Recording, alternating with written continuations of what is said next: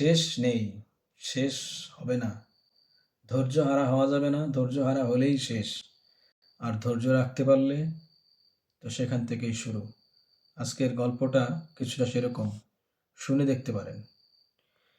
Accident insurance agent এক সওদাগরই অফিসে canvas করতে গেছেন।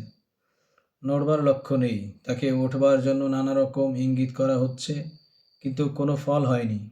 অবশেষে ম্যানেজার উঠে তার ঘাড় ধরে এক ধাক্কায় সিঁড়ির ওপর থেকে ফেলে দিলেন।